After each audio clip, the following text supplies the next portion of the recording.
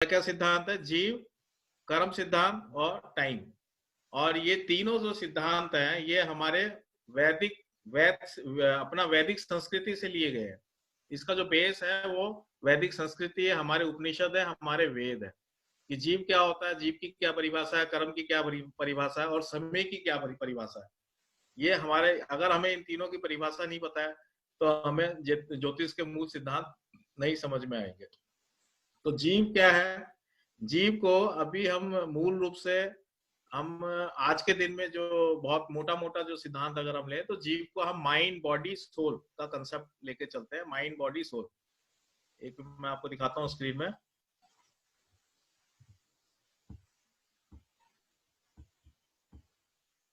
है ना, mind body soul. तो माइंड बॉडी सोल एक मोटा मोटा कंसेप्ट है। सबको दिखाई दे रहा है? जी हाँ। तो माइंड बॉडी सोल जो है, माइंड जो है, अब पहली बात हम आएंगे सोल। सोल का मतलब यहाँ आत्मा है अपने हिसाब से। ये सोल का वेस्टर्न में अलग मतलब है ना। वेस्टर्न लोग जो है अलग मतलब निकालते हैं और हम लोग हिंदू संस्कृति में सोल का अलग मतलब होता है। तो सोल का मतलब हमारे यहाँ पे आत्मा, और यहाँ पे आत्मा भी नहीं है, जीव आत्मा है। जीव आत्मा का मतलब हो गया जहाँ पे हमारी आत्मा के साथ जो है अहंकार और चित्त जुड़ा हुआ हो, मेमोरी और एक हमारी एक अलग से जो स्थिति है अहंकार, राइट, एक अपना अलग से फॉर्मेशन। तो यहाँ पे सोल का मतलब ये है जीव आत्मा। फिर है माइंड। माइंड का मतलब हो गया हमारी बुद्धि और जो मन। बुद्धि और मन को अगर हम मिला देंगे तो माइंड हो जाएगा, राइट।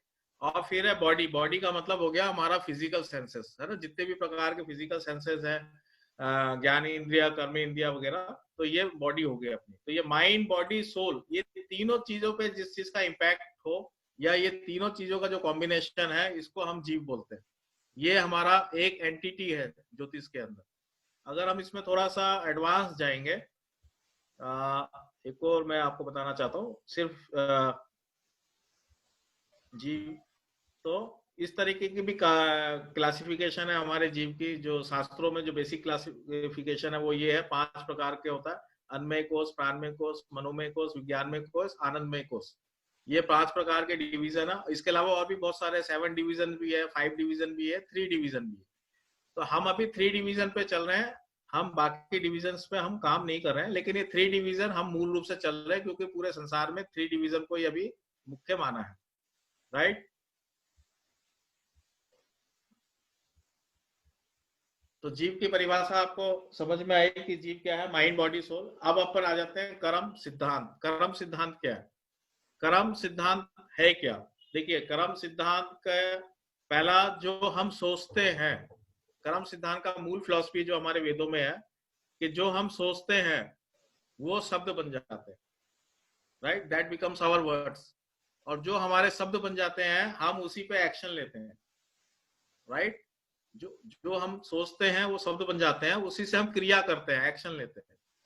और वही एक्शन जब हम बार बार लेते हैं तो वो हमारी हैबिट बन जाती है, राइट।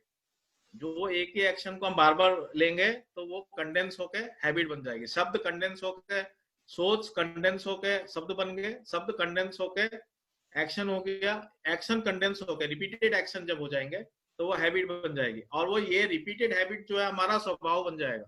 तो लोग बोलेंगे हमें, जब हमारा स्वभाव बन जाएगा तो लोगों के नजर में आने लग जाएगा कि यार देखो इसका ऐसा स्वभाव है।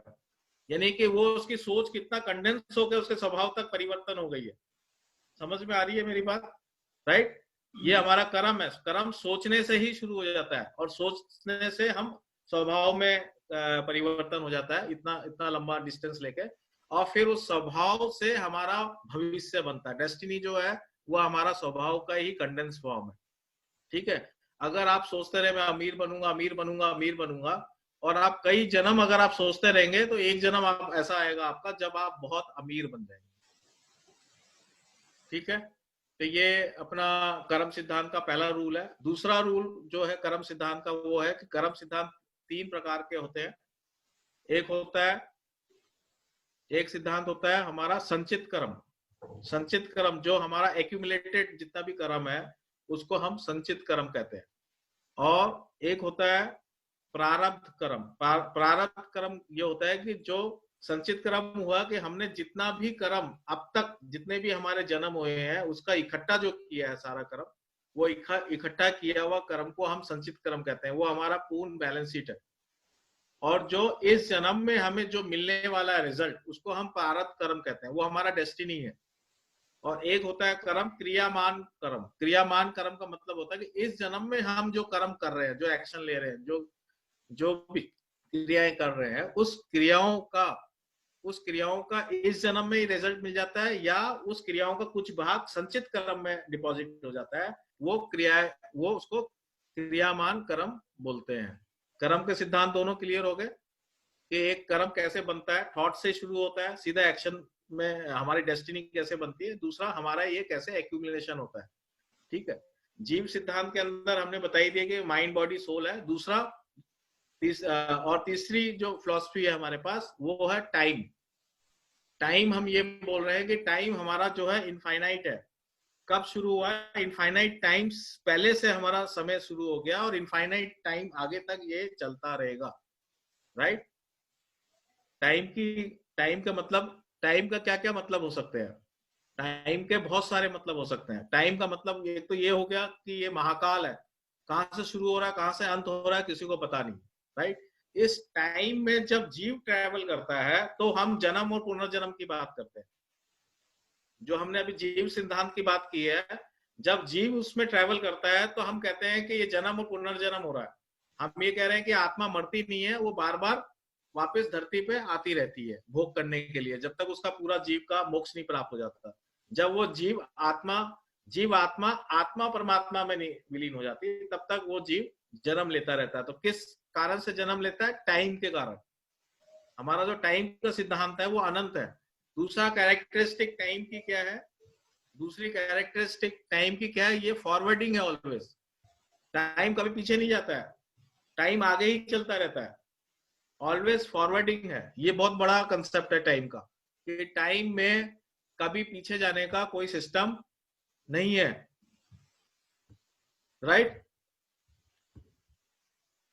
तीसरा क्या है टाइम की कैरेक्टरिस्टिक? और क्या कैरेक्टरिस्टिक है? टाइम के कारण मूवमेंट है। कर्म सिद्धांत जो है, जब वो टाइम से चलता है, टाइम के कारण चलता है कर्म सिद्धांत। यानी कि जो क्रियामान कर्म है वो क्यों हो रहा है? क्योंकि वो टाइम पे चल रहा है। तो टाइम पे जब हम कोई थॉट कब चलेगा? जब उसमें टाइम होगा। तो जो भी मूवमेंट हो रहा है, वो मूवमेंट किस पे है? टाइम पे है। तो जितने भी प्रकार का जो मूवमेंट है लाइफ में, वो टाइम के कारण है।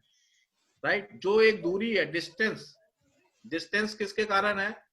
टाइम के कारण है। जैसे हम कहते हैं कि जयपुर से दिल्ली 250 किलोमीटर है, तो ये डिस्टेंस को हम टाइम से नापेंगे कि साहब ये 6 घंटे की दूरी में है। गाड़ी से जा रहे हैं 6 घंटे की दूरी में, पैदल जा रहे हैं 2 दिन की दूरी में, हवाई जहाज से जा रहे हैं 1 घंटे की दूरी में।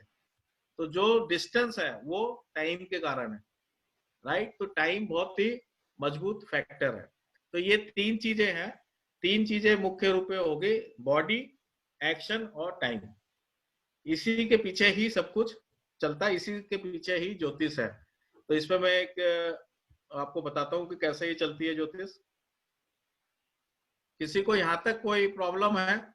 यहाँ पे जो मैंने बात बोली है, कोई हैंड रेज कर ले अगर किसी को कोई सवाल हो यहाँ पे, यहाँ तक कोई बात में। अनम्यूट कर दिया है मैंने हैंड रेज सबको। का बटन होता है।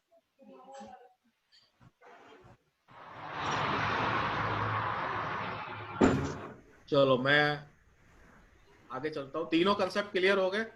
जी।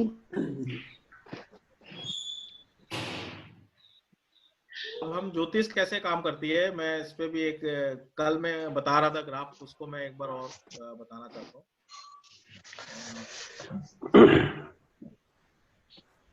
व्हाइट बोर्ड पे ले लेते हैं एक बार।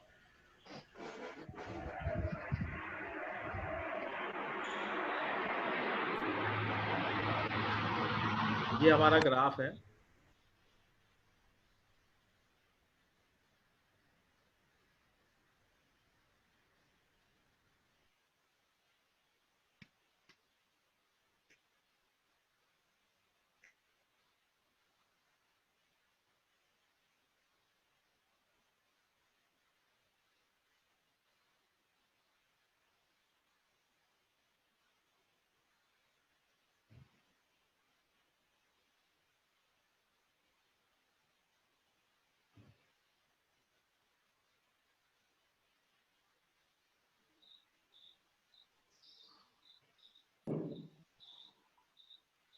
कि साहब ये इवेंट ऐसे चल रहा है, तो हो सकता है कि थर्ड इवेंट यहाँ पे जाके हो, राइट?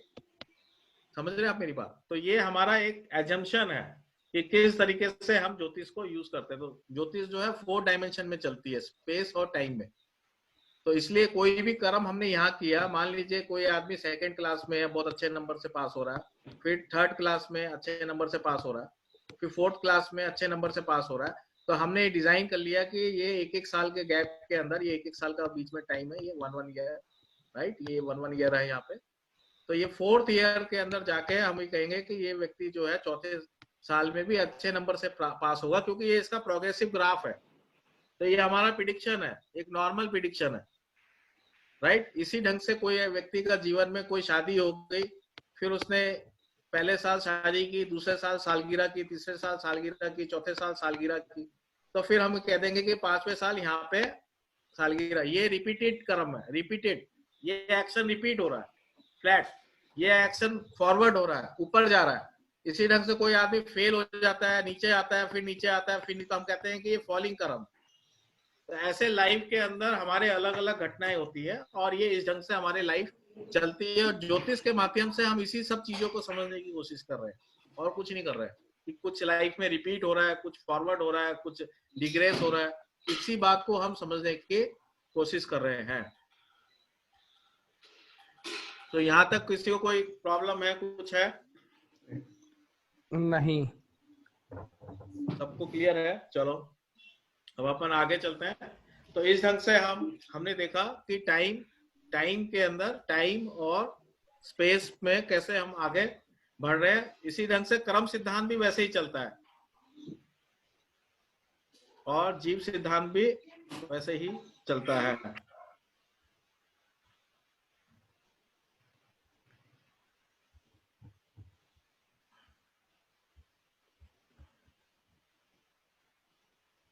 एक मिनट,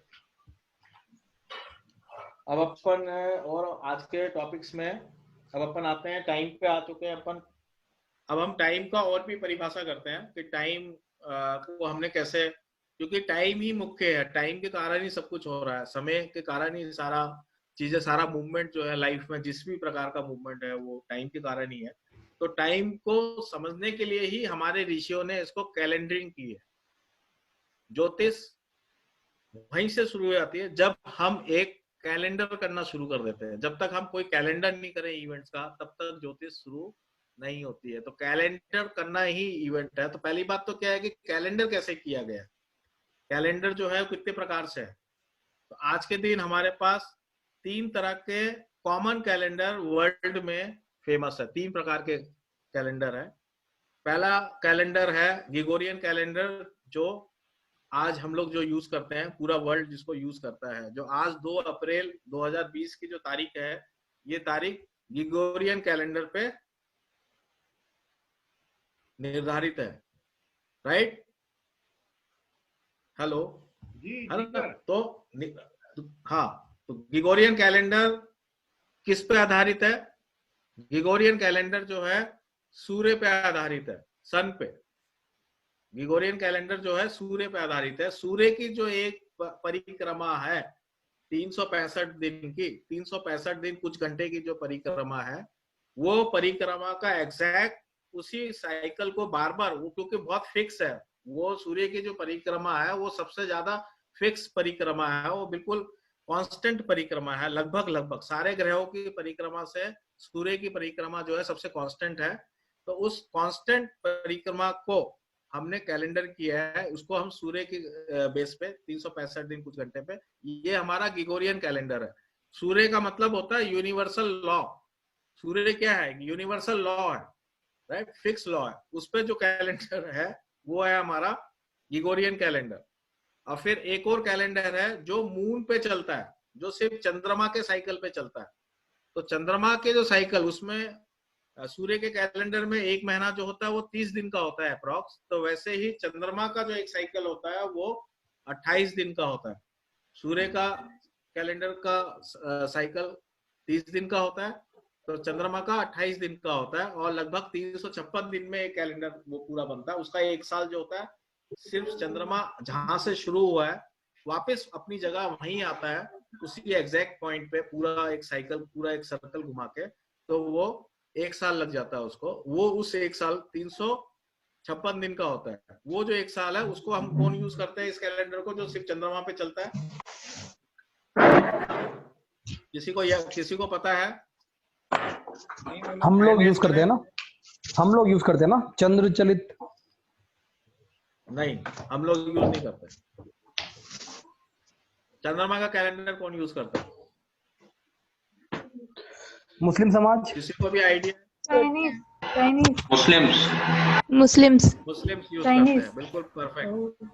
हिजरी कैलेंडर जो शब्द है, हिजरी कैलेंडर, वो चंद्रमा पे बेस्ड है, राइट। इनका जो 1 साल होता है वो 356 का होता है। जैसे इनके 40-50 साल निकल जाते हैं, तो हमारी उम्र जब 40 साल की होगी तो उनकी उम्र 41 साल की लगभग हो जाएगी, राइट। यानी कि उनका कैलेंडर में दिन कम होते हैं, साल में उनके दिन कम होते हैं, क्योंकि वो चंद्रमा पे ही चलते हैं। चंद्रमा क्या है?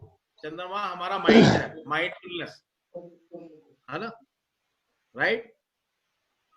क्लियर हो रही है मेरी बात यहाँ तक? जी सर, जी सर। कि सूर्य पे, दीपक तुम्हें कुछ है क्वेश्चन? सर सही चल रहा है अभी तक तो, एकदम परफेक्ट। समझ में आ रहा है? हाँ, आ रहा है जी बिल्कुल बिल्कुल ठीक। तो 2 कैलेंडर की हमारी डिस्कशन होगी। एक सूर्य पे आधारित कैलेंडर, ग्रिगोरियन कैलेंडर, जो वर्ल्ड लेवल पे वर्ल्ड लॉ को, यूनिवर्सल लॉ को, वर्ल्ड कॉन्सियसनेस को शो करता है। और एक हो गया मून से रिलेटेड कैलेंडर, जो हमारा माइंडफुलनेस पे, जो हमारी थॉट प्रोसेस पे कंट्रोल करता है, वो हिजरी है। तो मुस्लिम्स लोगों ने सोचा कि हमारा जो मन है वो प्रधान है, इसलिए उन्होंने मन पे आधारित कैलेंडर बना लिया, ठीक है। और जो वेस्टर्न सोसाइटी है, उन्होंने सोचा कि जो हमारा राज्य है, हमारा जो कानून है, वो प्रधान है, बाकी सब बेकार है, इसलिए सूर्य पे आधारित कैलेंडर बन गया, राइट। समझ में आ गया? इसलिए वेस्ट से राजा वाला कैलेंडर आया, जो लॉ पे चलता है, ठीक है। और हमारा हिंदू धर्म के अंदर हमने क्या कहा कि हमारी जो बॉडी है वो सोल और माइंड दोनों से इफेक्टेड है। सोल और माइंड दोनों का उसका ऊपर असर है। लॉ का भी असर है, यूनिवर्सल लॉ का भी असर है। तो हमारा अंदर जो मन में चल रहा है, लर्निंग जो है, उस पर भी असर है। इसलिए हमारा जो कैलेंडर है, जिसको हम क्या बोलते हैं, हमारे कैलेंडर को क्या बोलते हैं, क्या नाम है? किसी को पता है? सबको पता है, लेकिन नाम याद नहीं आ रहा। पंचांग।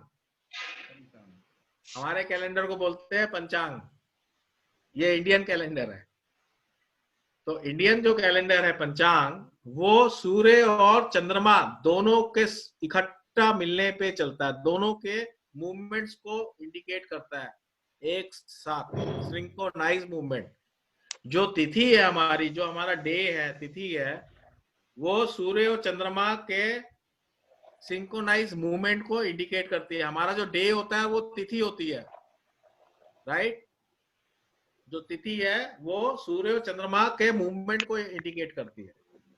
तो हमारा जो कैलेंडर है वो सूर्य चंद्रमा, यानी कि माइंड एंड सोल दोनों पे काम करता है। तो माइंड एंड सोल पे चलने वाला कैलेंडर को हमने पंचांग बोला। इसलिए वर्ल्ड में अगर सबसे बेस्ट कोई कैलेंडर है तो वो हमारा ही कैलेंडर है, क्योंकि हमने टाइम को सबसे ज्यादा बढ़िया ढंग से समझा।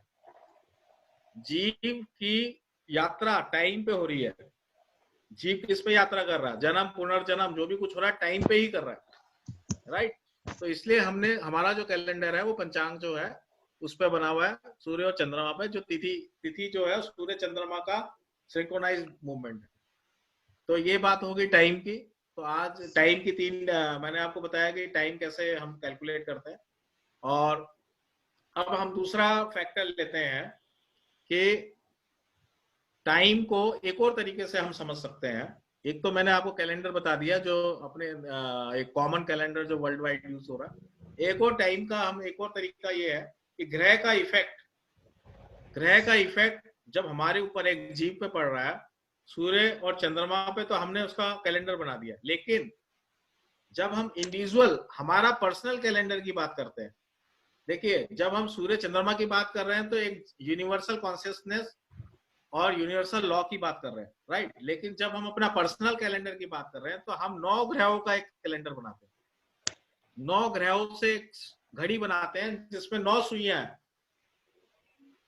राइट। तो जब वो 9 सुइयां घूमती हैं तो वो हमारा टाइम को, एक पर्सनल टाइम को इंडिकेट करती है, ठीक है। तो कभी वो 9 सुइयां कभी 0 रही होंगी, कभी वो जैसे 12 बजने में तीनों आवर मिनट सेकंड एक साथ हो जाते हैं, वैसे ही कभी इसमें 12 बजे होंगे, 9 सुइयां एक अलाइनमेंट में रही होगी। तो वो जब 9 सुइयां एक अलाइनमेंट में रही होगी तो वो हमारा सोलर सिस्टम, क्योंकि 9 सुइयां हमारा सोलर सिस्टम पे निर्धारित है, तो वहां सोलर सिस्टम का फॉर्मेशन हुआ होगा, राइट।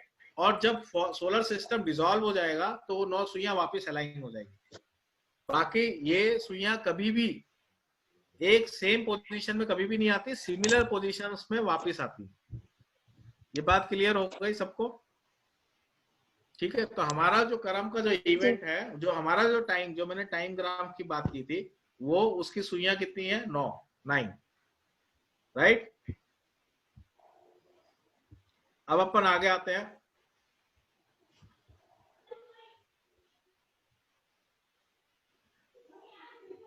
अब अपना पॉइंट कैलेंडर का हो गया पूरा, और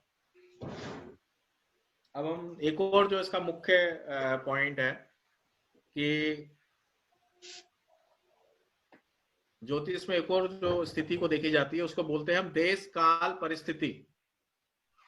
देश काल परिस्थिति की जो स्थिति को देखी जाती है वो भी समझना बहुत जरूरी है। ये तीनों इवेंट्स, देश का मतलब हो गया कि कोई भी जो जीव है, जीव के ऊपर किस चीज का प्रभाव पड़ेगा।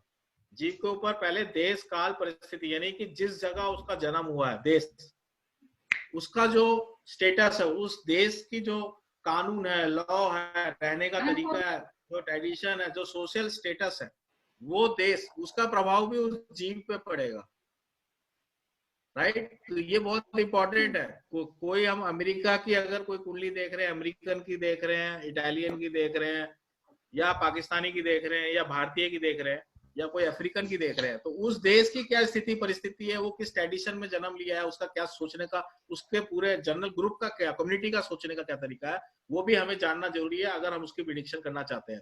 ठीक है। तो देश का मतलब ये हो गया। काल का मतलब हो गया कि किस युग का उसका जन्म है। जैसे कि कई बार कोई आदमी मुस्लिम काल में, जैसे हमारे देश में अलग अलग युग है, त्रेता युग है, द्वापर युग है, कलयुग है, सतयुग है, उसका डेफिनेशन हम ले सकते हैं। या हम राजाओं के काल के, सब ये चंद्रगुप्त के काल में जन्म हुआ था, ये जो है मौर्य काल में इसका जन्म हुआ है, तो मौर्य काल की स्थिति रहेगी। जो 200-400-500 साल का जो एक कम्युनिटी काल, जैसे इस्लामिक, हमारे पास इस्लाम का बहुत ऊपर असर रहा, फिर अंग्रेजों का 200 साल का असर रहा, तो वो जो काल की डेफिनेशन है, उस काल का जो प्रभाव है, उस काल के अंदर एक कम्युनिटी की जो थॉट प्रोसेस है पूरे वर्ल्ड वाइड, उसका भी असर एक इंसान पे पड़ता है। क्लियर होगी? देश काल और परिस्थिति। परिस्थिति का मतलब जो है प्रेजेंट सिचुएशन, जो सिचुएशन कैसी है। जैसे आज के दिन हम लॉकडाउन में है, सारे लॉकडाउन सिचुएशन में है आज के दिन, तो आज सारे के सारे लोग एक लॉकडाउन सिचुएशन से ही ग्रसित है। देखो आप कमाल, सबके इंडिविजुअल कुंडली है, सबका इंडिविजुअल रिजल्ट आ रहा है, लेकिन आज एक कॉमन रिजल्ट सबका लॉकडाउन सिचुएशन से ही आ गया। तो लॉकडाउन सिचुएशन ने सारे जो राशिफल है वो जीरो कर दिया कि सब घर में बैठे हैं। आज एक कुंडली में हर ज्योतिषी एक राशिफल, एक कॉमन राशिफल 15 दिन के लिए देते। दिस इज द कि सब घर में बैठे हैं जी, और सब घर में बैठे रहेंगे। अब ये जो कॉमन राशिफल आ रहा है, ये सिर्फ और सिर्फ एक लॉकडाउन, एक पर्टिकुलर सिचुएशन से आ गया। तो हमारे कुंडली के ऊपर इस तीनों का, देश काल परिस्थिति का इतना गहरा असर है कि कई बार वो देश काल परिस्थिति डोमिनेट करती है और हमारी जो पर्सनल कुंडली है उसका डोमिनेंस कम हो जाता है। इससे ये बात क्लियर होती है कि कुंडली की कितने लेवल तक की डोमिनेंस है, राइट। ये बात क्लियर होगी सबको? ठीक है। हेलो, देश काल परिस्थिति क्लियर हो गई? क्लियर हो गई। इसके अलावा हमारे ऊपर जो स्थिति है वो कर्म सिद्धांत की है। कर्म सिद्धांत से हमें पता चल रहा है जीव के ऊपर उसके जीवन में क्या मिलेगा। अपन कर्म सिद्धांत अपन बात कर चुके हैं। अब मैं लास्ट एक और पॉइंट पे जो बात करूंगा वो है, अब हम ज्योतिष पे आ जाते हैं सीधा, कि ज्योतिष को कैसे, बेसिक कैसे यूज किया है, राइट। ये हमारा, ये ब्रह्मांड है पूरा। ये जो गोल गोल जो मैंने बनाया है, ये जो गोल है, सबको दिख रहा है? दीपक जी म्यूट कर दीजिए, आवाज आ रही है और कोई, सबको म्यूट कर दीजिए, सबको म्यूट कर दीजिए।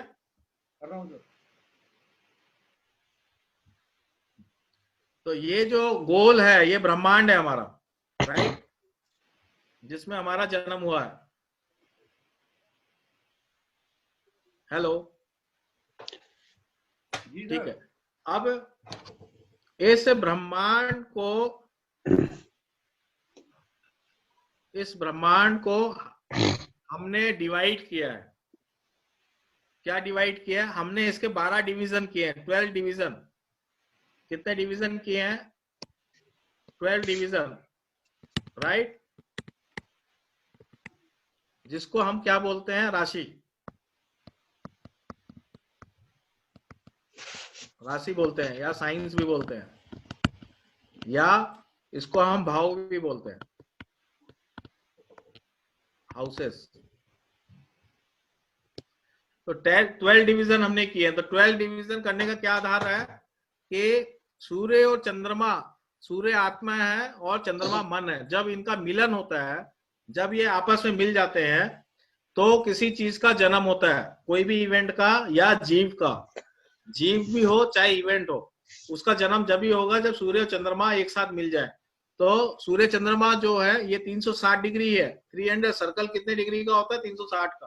तो 360 डिग्री के अंदर सूरज का मूवमेंट, सन का मूवमेंट और मून का मूवमेंट, दोनों को अगर हम मिलाएं पंचांग के अंदर, तो ये जब आपस में मिलता है तो हम उसको अमावस्या बोलते हैं। तो एक 360 डिग्री में केवल 12 ही मूवमेंट में वो मिल सकता है, 12 बार ही मिल सकता है, 12 टाइम्स, सिर्फ 12 ही अमावस्या आ सकती है। ये बात सबको क्लियर हो रही है? जी जी। हाँ, बस तो ये 12 बार इसलिए मिल सकता है, इसलिए ही हमारे 12 महीने हैं, इसलिए ही 12 राशि है, इसलिए ही 12 हाउस है। ठीक है, तो ये 12 टाइम्स जो मिलता है, इसलिए हम 12 राशि का डिवीजन किया है, कि ऋषियों ने कहा कि इसलिए हम 12 डिवीजन कर रहे हैं, क्योंकि 12 बार ही सृष्टि की स्टार्टिंग हो सकती है, जीरो से। अब इसको इन्होंने क्या किया, इस सृष्टि को, तो हमारे पास 12 राशि हैं और 12 भाव हैं। ज्योतिष सीख ऑनलाइन पढ़ाई कर लो फिर पेपर देना होगा। हेलो, ऑनलाइन फ्री क्लासेस आ रही है। ऐसे ही आती क्लासेस तो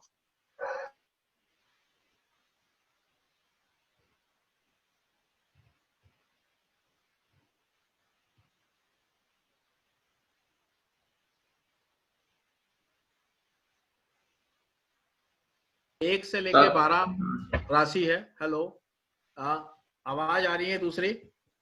नहीं सर, बंद कर दिया सारी।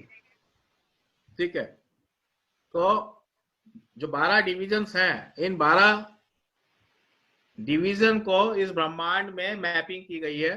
तो एक तरफ तो हमने इसको एक राजा के हिसाब से, राजा और रानी के हिसाब से मैप कर दिया है। तो एक तरफ तो हमने 4 नंबर ले लिया है, एक तरफ हमने 5 नंबर ले लिया है, फिर हमने ले लिया है 6 नंबर, फिर हमने यहाँ ले लिया 7 नंबर, फिर 8, 9, 10, 11, 12 और 1। इस तरीके से एक हमने डिवीजन किया है पूरा ब्रह्मांड को। तो एक उसमें मेल और फीमेल, ये अपना 4 नंबर जो है कर्क राशि है वो फीमेल, ये मैं आपको अभी राशि में जब अपन जाएंगे तब मैं इसको बताऊंगा, और एक मेल। तो हमने मेल और फीमेल कंसेप्ट पे ब्रह्मांड को डिवाइड कर दिया है दो पार्ट में, कि एक फेमिनिज्म सेक्टर को इंडिकेट करता है और एक मेलिज्म सेक्टर को पूरा इंडिकेट करता है। एक प्रकृति को इंडिकेट करता है, एक पुरुष को इंडिकेट करता है, एक क्षेत्र को इंडिकेट करता है, एक क्षेत्रज्ञ को इंडिकेट करता है, राइट। तो इस तरीके से इस ब्रह्मांड का हमने डिवीजन किया है, 12 डिवीजन किया है, और 12 डिवीजन में भी 50-50% में पूरे धरती को बांट दिया है। हेलो जी तो ये एक बेसिक कंसेप्ट था जो मैंने आज आपको बताया कि किस तरीके से ज्योतिष को डिवाइड किया गया। तो ज्योतिष में हमने 9 ग्रह लिए, 9 ग्रह क्यों लिए ये भी अपन दोबारा बात करेंगे अगले नेक्स्ट क्लास के अंदर। और ये 12 डिवीजन, जैसे आज मैंने बताया कि ये 12 डिवीजन लिए हैं और 12 डिवीजन को किस ढंग से मेल और फीमेल के कंसेप्ट में बांटा गया है। तो आज हम क्लास को यहीं पर ही विराम देते हैं और बाकी अपन कल लेते हैं। कल से जो हमारी क्लास होगी वो ग्रह भाव और राशि पे ही होगी। आज इसका जो मूल सिद्धांत था कि कैसे चलती है ज्योतिष, उसको मैंने पूरा आज एक्सप्लेन आप लोगों को किया। इसमें कोई भी शंका हो या कोई भी बात हो तो इस वक्त आप सवाल कर सकते हैं। मुझे पूछना था कुछ। हाँ पूछिए। ये जो 12 डिवीजन किए हैं हमने, नंबर तो 10 ही लिए हैं, डिवीजन 10 ही दिखाए हैं, 2 और चंद्र और सूर्य है क्या? नहीं 12 ही है ना, 4 5 भी तो है। 5 4 7 6 9 8 11 10 1 12 3 और 4 कहाँ है? 3 और 4 बीच में आएंगे। हाँ वो नीचे आएगा उसके। 2 और 3 नीचे आएगा सबसे। ठीक है, इसी में नीचे यहाँ पे 2 फीमेल और 3। अब ये पूरा हो गया, राइट? और कोई सवाल? और किसी को कोई सवाल है? नहीं है सर, नहीं है। विजय जी। हाँ जी। विजय जी, ब्रह्मांड का 12 भागों में विभक्ति की गई है। हाँ ये 12 भाग ही क्यों? 13 क्यों नहीं, या 11 क्यों नहीं, या 10 क्यों नहीं? ये मैंने अभी आपको बताया ना कि सूर्य और चंद्रमा जब एक साथ मिलते हैं ओके। तो अमावस्या जो होती है उसी में ही क्रिएशन होता है। मेल और ठीक है। फीमेल जब एक साथ मिलेंगे तो ही जन्म होगा किसी का इवेंट का, ओके। है ना? प्रकृति पुरुष जब इकट्ठा मिलेंगे, क्षेत्र और क्षेत्रज्ञ इकट्ठा मिलेंगे, तभी ही कोई ही जन्म होगा प्रकृति का। तो 360 डिग्री में ये दोनों का मूवमेंट, चंद्रमा का और सूर्य का जब मूवमेंट एक साथ मिलता है 360 डिग्री में, तो उसे 12 बार ही मिलता है ना। वो 11 बार मिलता है ना 10 बार, 13 बार। बिल्कुल राइट, क्लियर। क्लियर। इसलिए हम 12 राशि लेते हैं, 12 महीने रहते हैं। ये थ्योरी हमारे पास ही है, सन कैलेंडर में या मून कैलेंडर में नहीं है। हमारा कैलेंडर सन और मून दोनों से चलता है, प्रकृति और पुरुष के कंसेप्ट से चलता है। इसलिए ही हमारे पास ये परफेक्ट कैलेंडर है। इसलिए हम कह सकते हैं कि 12 महीने हैं। कोई दूसरा सूर्य कैलेंडर वाले नहीं कह सकते, उनके पास पता नहीं है कि क्यों 12 महीने कहते हैं। उन्होंने कॉपी किया हमारे सिस्टम को। इसी ढंग से चंद्रमा वालों को भी नहीं पता कि 12 महीने क्यों ले।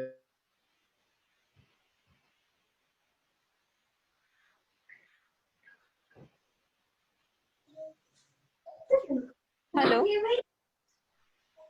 सर, विजय जी का ना म्यूट हो गया है। हेलो, अभी आ रही है मेरी बात? अब आ रही है? हाँ जी सर, आ रही है। हाँ, मैं कहाँ से 12 राशि क्यों लेते हैं ये समझ में आ गया या और 12? जी बिल्कुल क्लियर है, समझ में आ गया सर। चलो ठीक है, और कोई बात बताइए, और कोई सवाल? विजय जी, आपका ओपनिंग स्टेटमेंट जो था कि ज्योतिष 3 चीजों पे डिपेंड करता है, वो दोबारा से एक बार समझाना है। नहीं, ज्योतिष में मैंने कहा था कि जीव जो है, कर्म सिद्धांत, जीव और टाइम, ये 3 फैक्टर है। जी, जीव वाला जो है वो एक बार दोबारा। नहीं, ये मैं बता चुका पहले ही आपको, ये वीडियो दोबारा से दे देंगे। ये बहुत कर्म सिद्धांत मैं बता चुका क्या होता है वैदिक में। कर्म सिद्धांत की डेफिनेशन, जीव का सिद्धांत मैंने बता ही दिया, माइंड बॉडी सोल पे कैसे सब चलता है। और टाइम का सिद्धांत मैंने बता ही दिया कि टाइम क्या होता है। जी जी। और कोई बात? सर, ये नंबरिंग हमने मतलब 4 5 6 7 ऐसे करी, हम सीधे 1 2 3